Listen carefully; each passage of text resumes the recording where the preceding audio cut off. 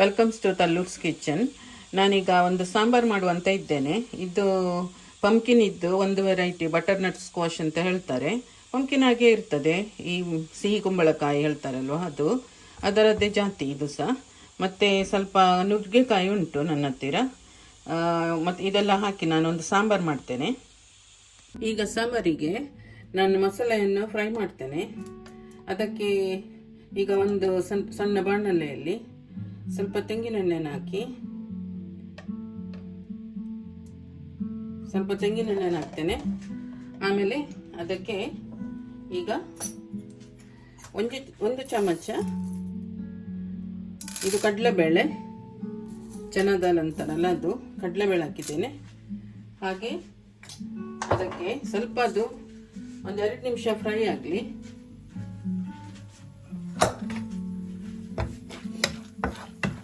ಎರಡು ನಿಮಿಷ ಹೀಗೆ ಫ್ರೈ ಆದಮೇಲೆ, ಜಾಸ್ತಿ ಬೇಡ, ಒಂದು 2 ನಿಮಿಷ ಹೀಗೆ ಫ್ರೈ ಆಗಲಿ. ಆಮೇಲೆ 1 ಸ್ಪೂನು ಉದ್ದಿನಬೇಳೆನ ಹಾಕ್ತೇನೆ.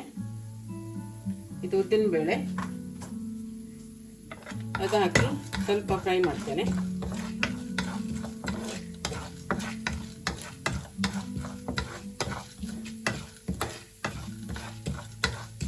ಅದಕ್ಕೆ ಈಗ ನಾನು ಆಲ್ರೆಡಿ ಬೇಳೆಯನ್ನು, ಈ ತೊಗರಿ ಬೇಳೆ ಉಂಟಲ್ಲ ಅದನ್ನು ಒಂದು ಅರ್ಧ ಕಪ್ ಆಗುವಷ್ಟು ನಾನು ಬೇಯಿಸಿಟ್ಟಿದ್ದೇನೆ ಸಾಂಬಾರಿಗೆ ಹಾಕಲಿಕ್ಕೆ. ಈಗ ಇದು ಸ್ವಲ್ಪ ಕೆಂಪಾದ ಮೇಲೆ ಅದಕ್ಕೆ ಒಂದು ಅರ್ಧ ಸ್ಪೂನು ಮೆಂತ್ಯ ಹಾಕ್ತೇನೆ.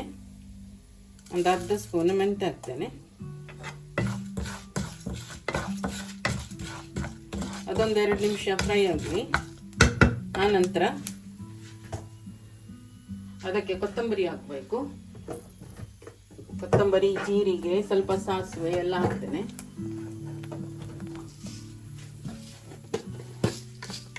ಅದಕ್ಕೀಗ ಸ್ವಲ್ಪ ಕೊತ್ತಂಬರಿ ಹಾಕ್ತೇನೆ, 1-2 ಸ್ಪೂನ್ ಕೊತ್ತಂಬರಿ ಹಾಕ್ತೇನೆ. ಹಾಗೂ 1 ಚಮಚ ಜೀರಿಗೆ ಹಾಕ್ತೇನೆ. 1 ಚಮಚ ಜೀರಿಗೆ ಹಾಕಿದ್ದೇನೆ. ಅದನ್ನೀಗ ಚೆನ್ನಾಗಿ ಹುರಿಯುವ.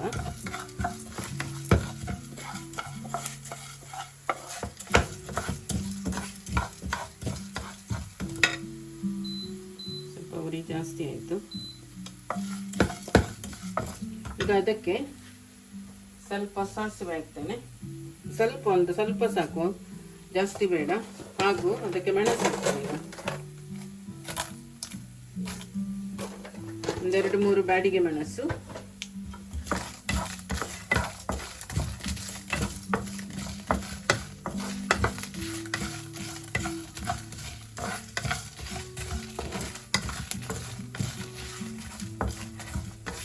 ಅದಕ್ಕೆ ಒಂದು ಸಣ್ಣ ಚೂರು ಹಿಂಗೆ ಹಾಕ್ತೇನೆ.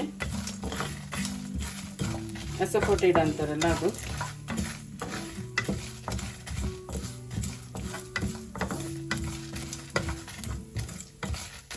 ಈಗ ಕರಿಬೇವಿನ ಸೊಪ್ಪು ಹಾಕ್ತೇನೆ. 1 ಎಸಳು, 1-2 ಎಸಳು ಕರಿಬೇವಿನ ಸೊಪ್ಪು ಹಾಕ್ತೇನೆ.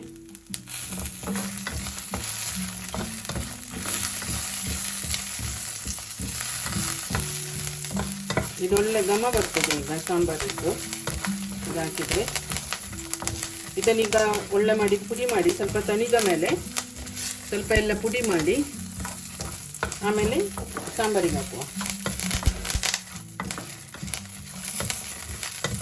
ಕೆಲವರು ಸಾಸಿವೆ ಹಾಕುವುದಿಲ್ಲ, ನಾನು ಸ್ವಲ್ಪ ಅದು ಬೇಳೆ ಅಲ್ವಾ, ಅದಕ್ಕೆ ಸ್ವಲ್ಪ ಗ್ಯಾಸ್ ಆಗ್ತದೆ ಅಂತ ಸ್ವಲ್ಪ ಹಾಕಿದ್ದೇನೆ. ಬೇಕಾದರೆ ಇದು ಕಾಳು ಮೆಣಸು ಉಂಟಲ್ಲ ಅದು ಸಹ ಹಾಕ್ಬೋದು, ಅರ್ಧ ಚಮಚ.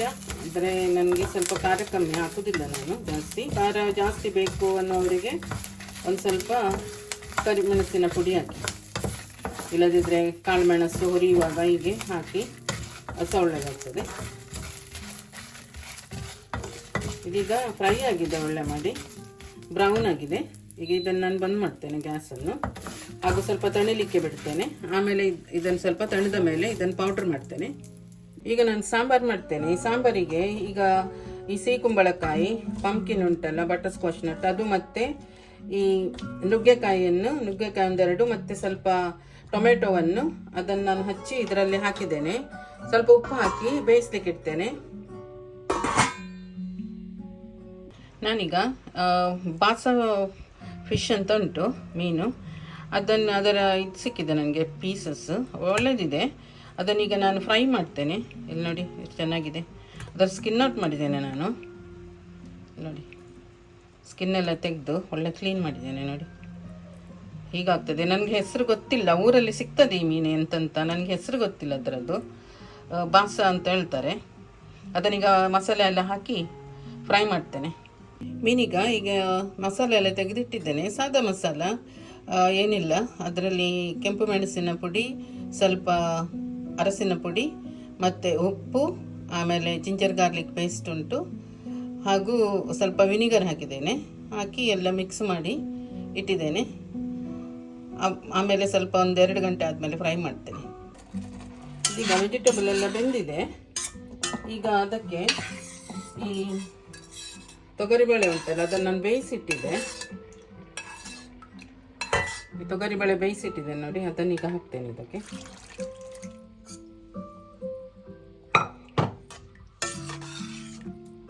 ಹಾಕಿ ಚೆನ್ನಾಗಿ ಒಂದು ಕುದಿ ಬರಲಿ ಅದಕ್ಕೆ, ಮತ್ತೆ ಹದ ಮಾಡುವ ನೋಡಿ.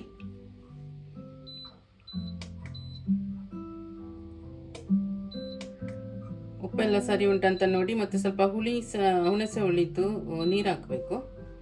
ಅದೆಲ್ಲ ಆದಮೇಲೆ ಸರಿ ಆಗ್ತದೆ. ಇದೀಗ ಹಾಕಿದ್ದೇನೆ.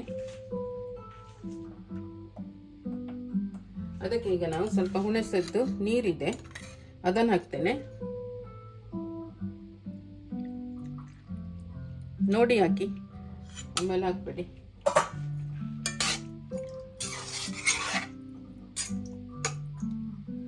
ಆಮೇಲೆ ನಾನೀಗ ಮಾಡಿದಂಥ ಪೌಡ್ರ್ ಇದೆ, ಇಲ್ಲಿ ನೋಡಿ ಪೌಡ್ರ್ ಇದೆ. ಈ ಪೌಡರ್ಸ್ ಎಲ್ಲ ಹಾಕಿ ಆಮೇಲೆ ಬೇಯಿಸ್ಲಿಕ್ಕಿಡುವ ವಾಪಸ್.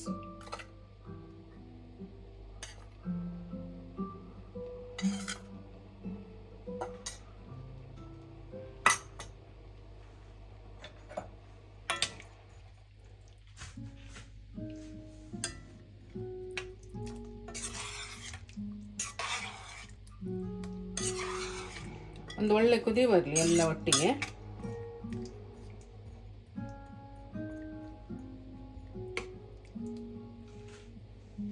ಸ್ವಲ್ಪ ನೀರು ಹಾಕುವ. ಸ್ವಲ್ಪ ದಪ್ಪ ಆಯಿತು, ಸ್ವಲ್ಪ ನೀರು ಹಾಕ್ತೇನೆ ಇದಕ್ಕೆ. ಈಗ ನೋಡಿ, ಒಂದು ಕುದಿ ಬರ್ಲಿಕ್ಕೆ ಇಡ್ತೇನೆ.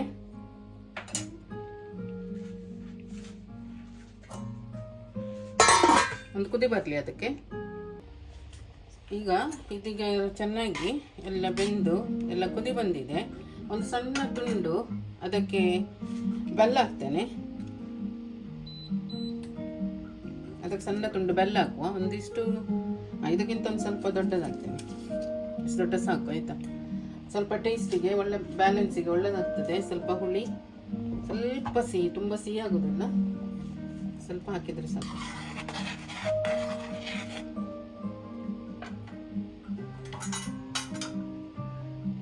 ಒಂದು ಸ್ವಲ್ಪ ಇರಲಿ, ಒಂದು ಕುದಿ ಬರಲಿ ಅದಕ್ಕೆ. ಈಗ ಸಾಂಬಾರು ಇದಾಗಿದೆ. ಅದಕ್ಕೀಗ ಸ್ವಲ್ಪ ಕೊತ್ತಂಬರಿ ಸೊಪ್ಪು ಹಾಕ್ತೇನೆ.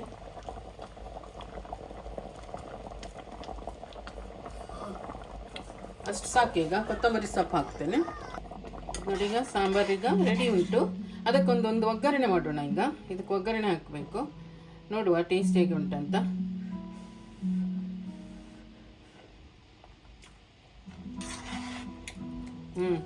ತುಂಬ ಚೆನ್ನಾಗಿ ಆಗಿದೆ. ತುಂಬ ಒಳ್ಳೆ ಪರಿಮಳ ಬರ್ತಾ ಉಂಟು. ನಮ್ಮ ಭಟ್ರ ಮನೆಯಲ್ಲಿ ಬರ್ತದೆ ಹಾಗೆ ಪರಿಮಳ, ಹಾಗೆ ಬರ್ತಾ ಉಂಟು. ಸರಿ, ಇದೀಗ ಆಗಿದೆ. ನಾನೀಗತ್ತೊಂದು ಒಗ್ಗರಣೆ ಮಾಡೋಣ. ಸೀಸನಿಂಗ್ ಮಾಡಬೇಕಲ್ವಾ, ಅದು ಮಾಡ್ತೇನೆ. ಈಗ ನಾನು ಒಂದು ಸಣ್ಣ ಪ್ಯಾನಲ್ಲಿ ಸ್ವಲ್ಪ ತೆಂಗಿನೆಣ್ಣೆ ಹಾಕಿದ್ದೇನೆ. 1-2 ಸ್ಪೂನ್ ತೆಂಗಿನೆಣ್ಣೆ ಹಾಕಿದ್ದೇನೆ. ಈಗ ಅದಕ್ಕೆ ಸ್ವಲ್ಪ ಸಾಸಿವೆ ಹಾಕ್ತೇನೆ, 1-2 ಸ್ಪೂನು. ಸ್ವಲ್ಪ ಸಾಸಿವೆ ಹಾಕುವ. ಅದು ಸ್ವಲ್ಪ ಸಿಡಿಯುವಾಗ ಮೆಣಸು ಹಾಕ್ತೇನೆ.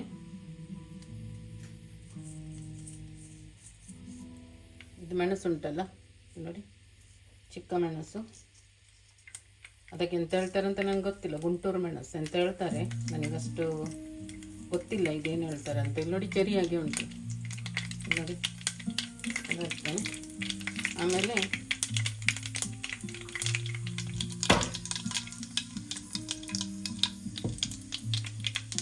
ಬೇರೆ ಮೆಣಸು ಹಾಕ್ಬೋದು, ಬ್ಯಾಡಗಿ ಮೆಣಸು ಕಟ್ ಮಾಡಿ ಹಾಕ್ಬೋದು. ನನ್ನ ಹತ್ರ ಇದು ಉಂಟು, ಅದು ಹಾಕ್ತೇನೆ ನಾನೀಗ. ಅದಕ್ಕೆ ಈಗ ಸ್ವಲ್ಪ ಕರಿಬೇವಿನ ಸೊಪ್ಪು ಹಾಕ್ತೇನೆ.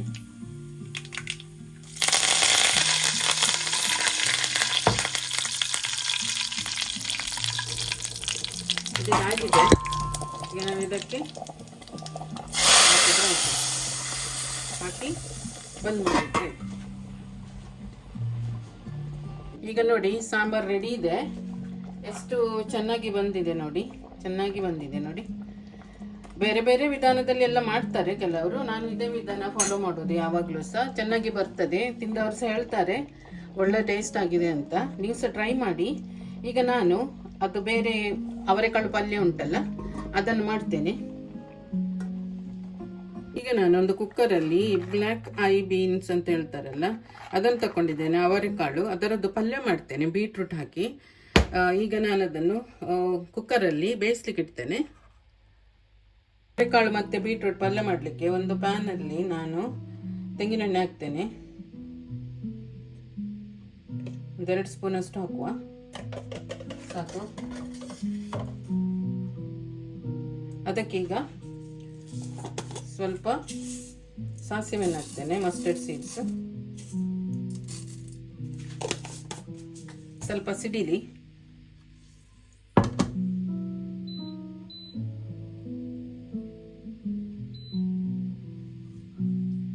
ಸ್ವಲ್ಪ ಸಿಡಿದ ಮೇಲೆ ಅದಕ್ಕೆ ನೀರುಳ್ಳಿ ಮತ್ತೆ ಸಣ್ಣಗೆ ಹಚ್ಚಿದ ನೀರುಳ್ಳಿ ಇದೆ, ಮತ್ತೆ ಸ್ವಲ್ಪ ಇಲ್ಲಿ ಇದು ಮೆಣಸಿದೆ, ಅದನ್ನು ಹಾಕುವ.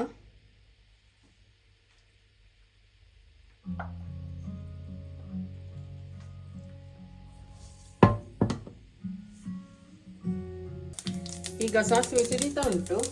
ಅದಕ್ಕೀಗ ಹಚ್ಚಿದ ನೀರುಳ್ಳಿ ಮತ್ತೆ ಗ್ರೀನ್ ಚಿಲ್ಲಿ ಹಾಕ್ತೇನೆ, ಹಸಿಮೆಣಸು.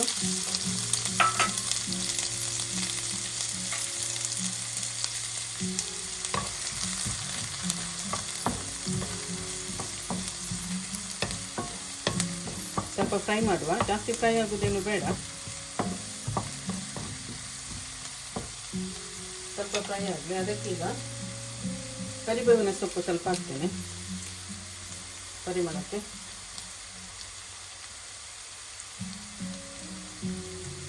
ಮತ್ತೆ ಒಂದು ಕೆಂಪು ಮೆಣಸು ಉಂಟು, ಅದು ಹಾಕ್ತೇನೆ.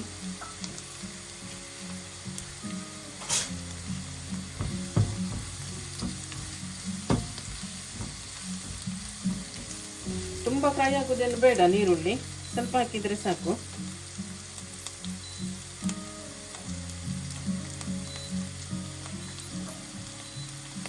ಅದಕ್ಕೀಗ ಇದಕ್ಕೆ ನಾನು ಸ್ವಲ್ಪ ಕೆಂಪು ಮೆಣಸಿನ ಪುಡಿಯನ್ನು ಹಾಕ್ತೇನೆ. ಸ್ವಲ್ಪ ಖಾರ ಉಂಟು, ಆದರೆ ಸಹ ಸ್ವಲ್ಪ ಇದು ಹಾಕ್ತೇನೆ, ಸ್ವಲ್ಪ ಕಲರ್ ಬರ್ತದೆ.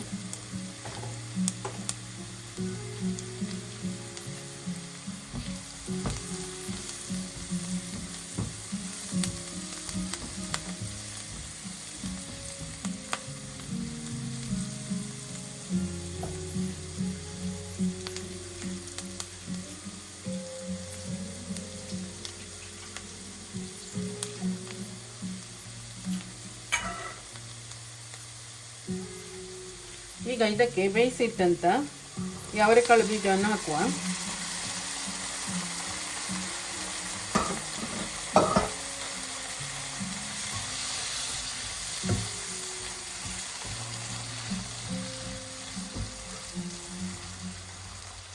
ನಾನಿಲ್ಲಿ ಸ್ವಲ್ಪ ತೆಗೆದಿಟ್ಟಿದ್ದೇನೆ, ಅದನ್ನು ಸ್ವಲ್ಪ ಮ್ಯಾಶ್ ಮಾಡ್ತೇನೆ. ಸ್ವಲ್ಪ ಮ್ಯಾಶ್ ಹಾಕಬೇಕು.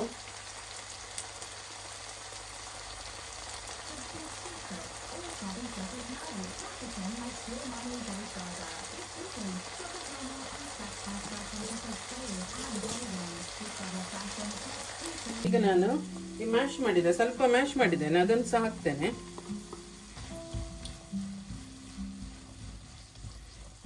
ಈಗ ಇದಕ್ಕೆ ಬೀಟ್ರೂಟ್ ಹಾಕೋಣ.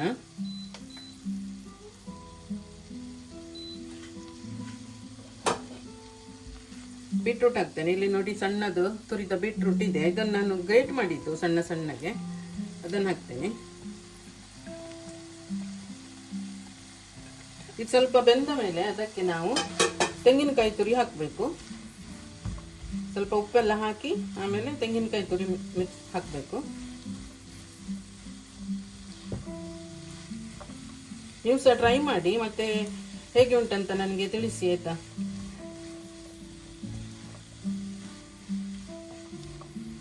ನನ್ನ ಯೂಟ್ಯೂಬ್ ಚಾನಲನ್ನು ಪ್ಲೀಸ್ ಸಬ್ಸ್ಕ್ರೈಬ್ ಮಾಡಿ, ಮತ್ತು ಲೈಕ್ ಸಹ ಮಾಡಿ.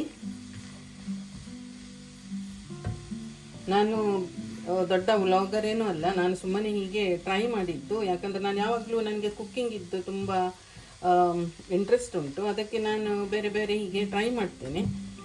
ಏನಾದರೂ ಹಾಗೆ ಡಿಶಸ್ ಎಲ್ಲ ಟ್ರೈ ಮಾಡ್ತೇನೆ. ಹಾಗೆ ನಾನು ಎಣಿಸಿದೆ ಎಲ್ಲರೂ ಸಹ ಮಾಡ್ತಾರೆ, ನಾನು ಎಣಿಸಿದೆ ನಾನು ಯಾಕೆ ಮಾಡಬಾರ್ದು. ರಜೆ ಇದ್ದ ದಿವಸ ಎಲ್ಲ ಕೆಲಸಕ್ಕೆ ಹೋದರೆ ಎಲ್ಲ ಮಾಡಲಿಕ್ಕೆಲ್ಲ ಕಷ್ಟ ಆಗ್ತದೆ, ಆದರೆ ರಜೆ ಇದ್ದ ದಿನ ಅಟ್ಲೀಸ್ಟ್ ಕುಕ್ ಮಾಡುವಾಗ ವಿಡಿಯೋ ತೆಗೆದ್ರೆ ಆಯ್ತು ಅಷ್ಟೇ ಅಲ್ವಾ, ಅದರಲ್ಲಿ ಏನು ದೊಡ್ಡ ಅಂತ. ಮತ್ತು ನಾನು ಎಣಿಸಿದೆ ಚಲೋ ಮಾಡುವ, ನಮ್ಮ ಊರಿನ ಹೆಸರಲ್ಲಿ ಒಂದು ಮಾಡುವ ಅಂತ ಎಣಿಸಿದೆ. ಅದಕ್ಕೆ ನಾನು ತಲ್ಲೂರ್ಸ್ ಕಿಚನ್ ಅಂತ ಇಟ್ಟೆ. ಯಾಕಂದರೆ ನಾನು ಅಲ್ಲಿ ಎಲ್ಲೋ ಅಡುಗೆ ಎಲ್ಲ ಕಲಿತದ್ದು ನಮ್ಮ ಮನೆಯಲ್ಲಿಯೇ, ನಮ್ಮ ಅಮ್ಮನೇ ಎಲ್ಲ ಮಾಡಿ ನನಗೆಲ್ಲ ಹೇಗೆ ಮಾಡೋದಂತ ಅಮ್ಮ ಮಾಡುವಾಗ ನಾನು ನೋಡಿಯೇ ಎಲ್ಲ ಕಲಿತದ್ದು, ಅಮ್ಮ ಅಜ್ಜಿ ಎಲ್ಲ ಮಾಡುವಾಗ. ಹಾಗಾಗಿ ಸ್ವಲ್ಪ ಇಂಟ್ರೆಸ್ಟ್ ಎಲ್ಲ ಜಾಸ್ತಿ ಆಯಿತು. ಚಿಕ್ಕವರಿರುವಾಗ ಅಡುಗೆ ಎಲ್ಲ ಮಾಡ್ತಿದ್ದೆವು, ಹಾಗಾಗಿ ಇಂಟ್ರೆಸ್ಟ್ ತುಂಬ ಜಾಸ್ತಿ ಆಯಿತು ಮಾಡಲಿಕ್ಕೆ. ಹಾಗೆ ನಾನು ಎನಿಸಿದೆ ಒಂದು ಟ್ರೈ ಮಾಡೋಣ ಅಂತ. ಪ್ಲೀಸ್ ನನ್ನ ಚಾನೆಲನ್ನು ಸಬ್ಸ್ಕ್ರೈಬ್ ಮಾಡಿ, ನನಗೆ ಮೋಟಿವೇಟ್ ಮಾಡಿ. ಇದೀಗ ಸ್ವಲ್ಪ ಬೇಯಲಿ. ಇದೀಗ ಬೆಂದಿದೆ ನೋಡೋಣ, ಆಗಿರುವುದಂತ ಎಣಿಸ್ತೇನೆ. ಬೆಂದಿರ್ಬೋದೇನಾ. ಬೀಟ್ರೂಟ್ ಬೇಯಲಿಕ್ಕೆ ಜಾಸ್ತಿ ಸಮಯ ಬೇಡಲ್ಲ, ಸ್ವಲ್ಪ ಸಮಯ ಸಾಕೋದಕ್ಕೆ. ಬೆಂದಿದೆ, ಇದೀಗ ಬೆಂದಿದೆ. ಅದಕ್ಕೆ ನಾನೀಗ ಈ ಕಾಯಿ ತುರಿ ಉಂಟಲ್ಲ ಅದನ್ನು ಹಾಕ್ತೇನೆ. ಕಾಯಿ ತುರಿ ಇಷ್ಟ ಇಲ್ಲದವರು ಹಾಕೋದು ಅಗತ್ಯ ಇಲ್ಲ. ಅಂದರೆ ನಾವು ಈಚೆ ಸೌತಿನವರೆಲ್ಲ ಕಾಯಿ ತುರಿ ಸ್ವಲ್ಪ ಜಾಸ್ತಿ ಎಲ್ಲ ಉಪಯೋಗಿಸೋದು, ಹಾಗಾಗಿ ನಾವು ಕಾಯಿ ತುರಿ ಹಾಕ್ತೇವೆ, ಫ್ರೆಶ್ ಕಾಯಿ ತುರಿ ಹಾಕ್ತೇವೆ. ಮತ್ತು ಡೆಸಿಗೇಟೆಡ್ ಕೋಕೋನಟ್ ಎಲ್ಲ ಬರ್ತದೆ ಇಲ್ಲಿ ಎಲ್ಲ, ನಾನು ಅದನ್ನು ಯೂಸ್ ಮಾಡೋದಿಲ್ಲ. ನಮಗೆ ಅದೆಲ್ಲ ಸಣ್ಣದಿಂದ ಈ ಫ್ರೆಶ್ ಕೋಕೋನಟ್ ತಿಂದು ತಿಂದು ಅಭ್ಯಾಸ ಆಗಿದೆ, ಅದೇ ತರುವುದು. ನಮಗೆ ಇಲ್ಲಿ ಸಿಗ್ತದೆ ಫ್ರೋಝನ್ ಆಗಿ ಗ್ರೇಟೆಡ್ ಕೋಕೋನಟ್ಟೇ, ಫ್ರೆಶ್ ಕೋಕೋನಟ್ಟೇ ಫ್ರೋಝನ್ ಆಗಿ ಬರ್ತದೆ ಇಲ್ಲಿಂದ. ಇಲ್ಲದ್ರೆ ಊರಿಗೆ ಹೋಗುವಾಗ ನಾನು ತಗೊಂಡು ಬರ್ತೇನೆ. ಸ್ವಲ್ಪ ಒಂದು 2 ನಿಮಿಷ ಇರಲಿ, ಇನ್ನು 2 ನಿಮಿಷ ಮುಚ್ಚಿಡ್ತೇನೆ. ಸ್ವಲ್ಪ ತೆಂಗಿನಕಾಯಿ ತುರಿ ಬೇಯಲಿ. ಇದೀಗ ಆಗಿದೆ, ಬೆಂದಿದೆ ಒಳ್ಳೆದು ನೋಡಿ, ಒಳ್ಳೆ ಸುಕ್ಕಾಗಿ ಆಗ್ತದೆ. ಅಂದರೆ ಸ್ವಲ್ಪ ನಾವು ಮ್ಯಾಶ್ ಸಹ ಮಾಡ್ತೇವಲ್ಲ, ಅದು ಅವರೆಕಾಳು ಸ್ವಲ್ಪ ಮ್ಯಾಶ್ ಮಾಡ್ತೇವಲ್ಲ, ಹಾಗಾಗಿ ಇದು ನೋಡಿ ಒಳ್ಳೆ ಸುಕ್ಕಾಗ್ತದೆ. ಊಟಕ್ಕೆಲ್ಲ ಒಳ್ಳೇದಾಗ್ತದೆ ಆಯ್ತಾ, ಸೈಡ್ ಡಿಶ್ಗೆಲ್ಲ ಒಳ್ಳೇದಾಗ್ತದೆ. ಚಪಾತಿಗೆ ಪರೋಟ ಎಲ್ಲ ಇದ್ರೆ ಸಹ ಒಳ್ಳೇದಾಗ್ತದೆ. ಸ್ವಲ್ಪ ಬೀಟ್ರೂಟ್ ಹಾಕ್ತೇವಲ್ಲ, ಅದರಲ್ಲಿ ಸ್ವಲ್ಪ ಸಿಹಿ ಇರ್ತದೆ, ಹಾಗಾಗಿ ಸ್ವೀಟ್ನೆಸ್ ಇರೋದ್ರಿಂದ. ಈಗ ಸ್ವಲ್ಪ ಕೊತ್ತಂಬರಿ ಸೊಪ್ಪು ಹಾಕೋದು ಆಪ್ಷನಲ್, ಬೇಕಾದ್ರೆ ಹಾಕ್ಬೋದು, ಇಲ್ಲ ಇದ್ರೆ ಬೇಡ. ನೀವು ಸಹ ಮಾಡಿ ಒಮ್ಮೆ ಟ್ರೈ ಮಾಡಿ ನೋಡಿ. ಇದೀಗ ರೆಡಿ ಆಯಿತು. ಈಗ ಸಾಂಬಾರು ರೆಡಿಯಾಗಿದೆ, ಪಲ್ಯ ರೆಡಿ ಆಯಿತು. ಈಗ ಒಂದು ಮೀನು ಫ್ರೈ ಮಾಡಿ ಅನ್ನ ಮಾಡಿದರೆ ಇವತ್ತಿದ್ದು ಊಟ ಗಮ್ಮತ್ ಭರ್ಜರಿ ನೋಡಿ. ನೀವು ಸಹ ಟ್ರೈ ಮಾಡಿ. ನನ್ನ ಸಾಂಬಾರ್ ಮತ್ತು ಪಲ್ಯ ರೆಡಿ ಇದೆ. Please keep watching my YouTube channel. Please like and comment. Please support me. See you then. Take care. Bye bye.